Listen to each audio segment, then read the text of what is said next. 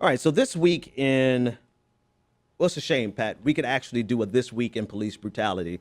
There are two videos that we found online. One coming out of Columbus, Ohio, of a black man under arrest. He's already been subdued, and a police officer comes later and kicks him in the face. And then we found a video from Atlanta, from Gwinnett County, Georgia, rather, basically the same thing, where you have a black man on the ground, handcuffed, subdued, and a second officer comes into the scene and kicks him in the face. Is this like standard operating procedure now? For the first 20 seconds or so that you watch, you think, well, maybe they're being a little aggressive. They're on the ground, though. Yeah, nothing too major. And then someone else comes and kicks them in the head. Like, it's completely absurd. So instead of us talking about it, let's play the video. Let's watch it.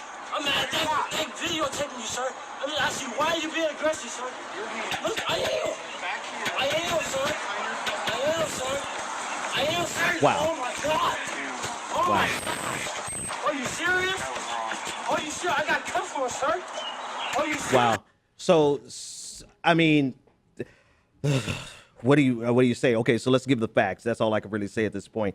So this is the gentleman in the white, and I use that term loosely, the officer in the white shirt. His name is Zachary Rosen of the Columbus, Ohio Police Department.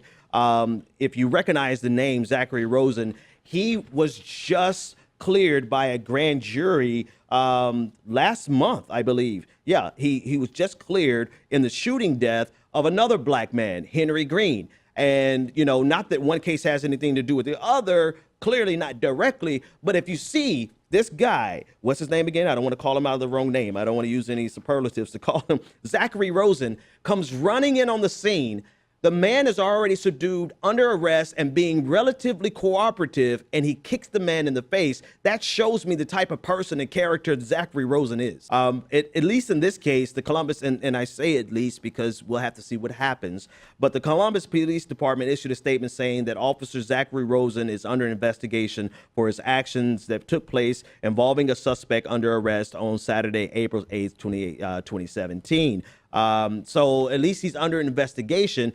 In many cases, it won't even go to an investigation. And had there not been a video, no one would have said anything. There were other officers around there who looked just complicit, like they were okay with this. And even sometimes when it goes to trial, the jury just will refuse to convict the police officers because they take their word over any other citizen. And that's something that you should probably disclose before you're put on the jury, right? Absolutely. But they don't do it. They don't do it, and they slide in, and this is what we saw in, I believe, I forgot which state that was in, but that was a specific example, North Carolina, with the shooting of the man that was running away. Yeah, the guy shot 8 times in the back, and they couldn't convict him. So many. Walter Scott. So Walter Scott is the name of the victim, and that's exactly what happened in the jury pool. So it's irrelevant at this point what this guy did on the ground. What he did, he could be guilty of. I don't care what he's guilty of. He's under arrest. So what he's done is irrelevant. Take him to jail. Send him to trial, send him to jail. All of that is completely irrelevant. What's relevant in this video is the fact that he's handcuffed, he's subdued, and here comes the police officer to kick him in the face. And the exact same thing seems to have happened in Gwinnett County, Georgia. Let's take a look at that.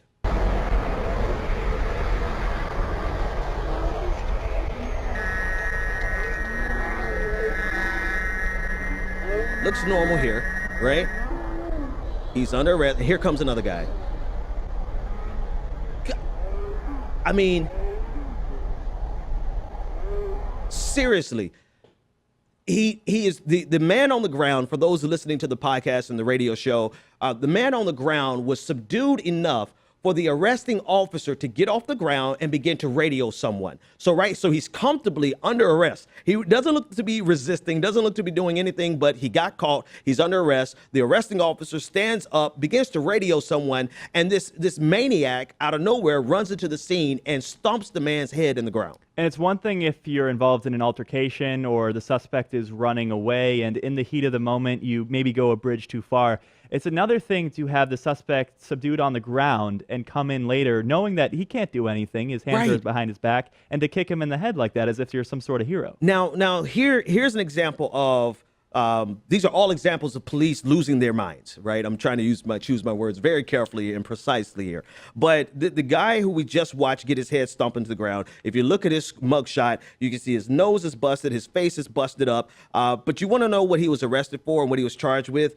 He was charged with possessing less than 1 ounce of marijuana, and then obstruction of a police officer and several traffic citations. So, basically, if I don't know Georgia law that well, but they sound all like misdemeanors. And this is what he gets. He gets his head bashed into the ground. And whenever we do these types of stories, I always feel the need to give the caveat that most police officers, by and large, are upstanding individuals doing a great job.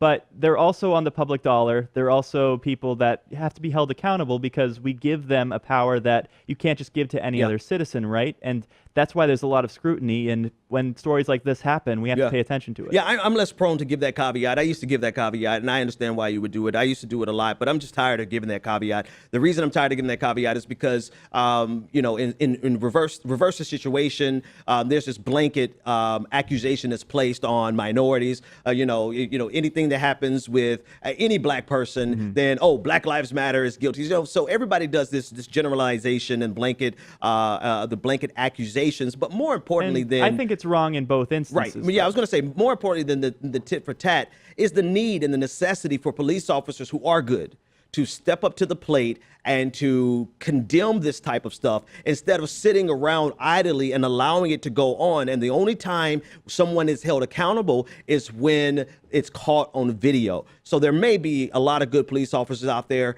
but they have to get rid of the no snitch culture in the police departments.